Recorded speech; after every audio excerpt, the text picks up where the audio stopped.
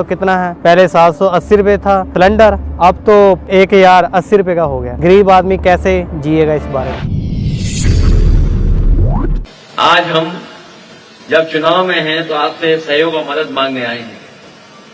मैं पिछले कई वर्षों से और जब जब चुनाव हुआ है समाजवादी पार्टी के पक्ष में हम लोगों ने मध्य प्रदेश में आप लोगों से समर्थन मांगा है।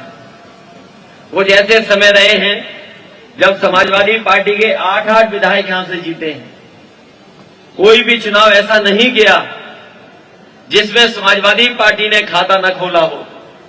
खाते के साथ साथ समाजवादी पार्टी ने बहुत सारी अच्छी विधानसभाओं में अच्छा मतदान पाया है।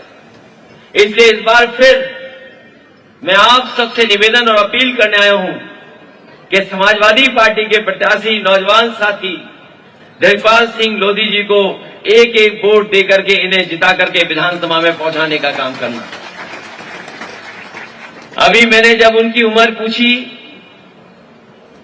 कि नौजवान साथी आपकी उम्र क्या है, उन्होंने मुझे बताया कि उनकी उम्र 27 साल है।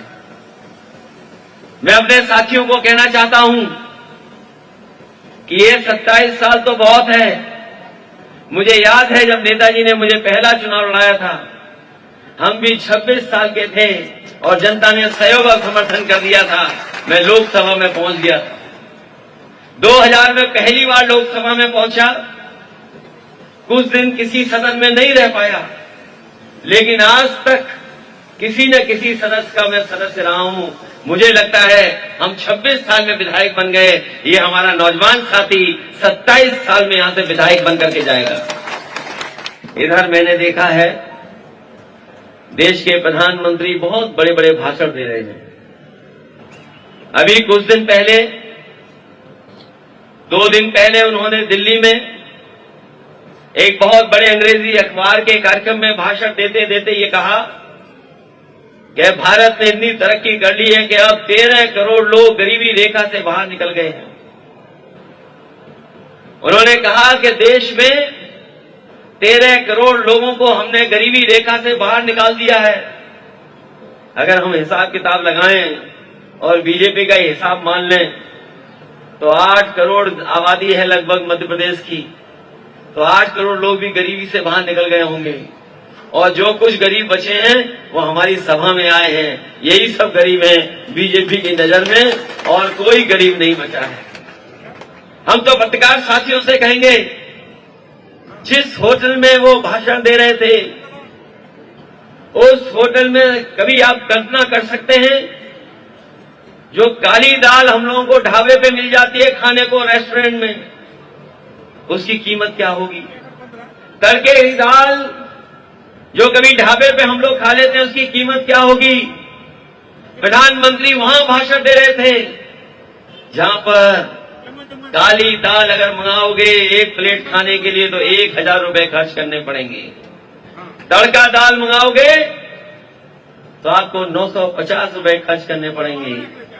तो बताओ उनकी गरीबी हटाने का पैमाना क्या है?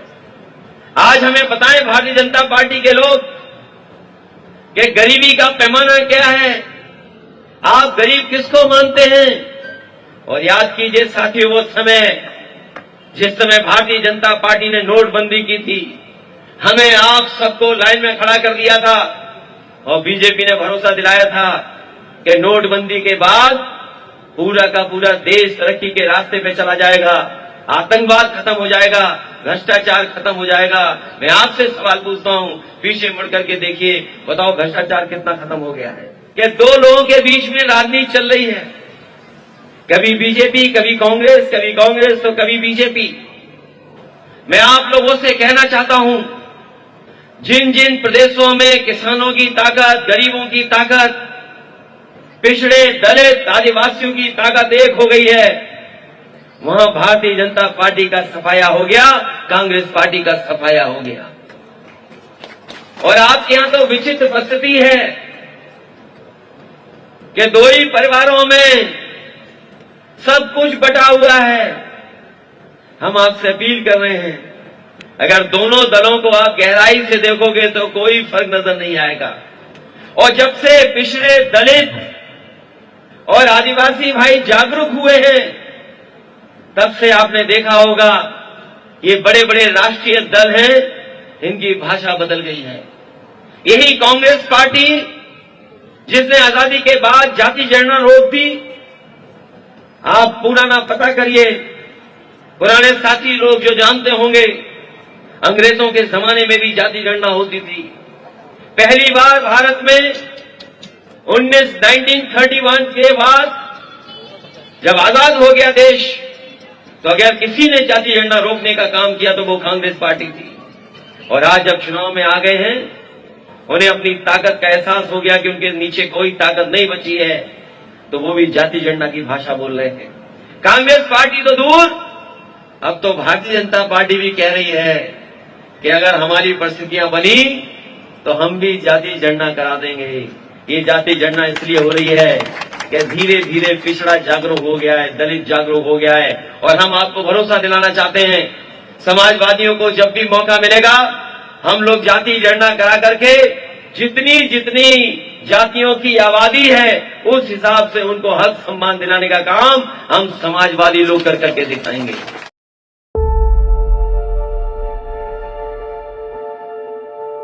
सत श्री अकाल, मेरा नाम अपना सरबजीत सिंह है। मैंने ग्रेजुएशन किया है। मैं अपना टर्बर बांधता हूँ और सिखाता हूँ, बच्चों की स्कूल की सेवा करता हूँ। अपनी जॉब लेने गया तो मेरे को जॉब नहीं मिली इस देश में रह के, और भारतीय एक नागरिक होने के काबिल इस देश में जॉब ही नहीं मिल रहा, जॉबलेस हूँ। और फिर मैंने अपना खुद का अपना बिजनेस शुरू किया, जिसमें टर्बन बांधना सिखाना।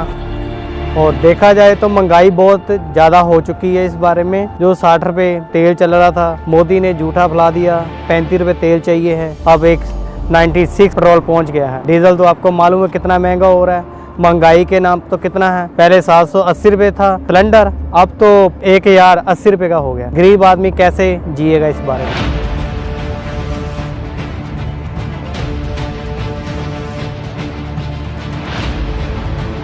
पैसा फेंको भैया, 3 लाख फेंक दो, तुम्हारे को सरकारी नौकरी मिल जाएगी। नहीं लेनी तो 9,000 12,000 में अपना प्राइवेट जॉब करो।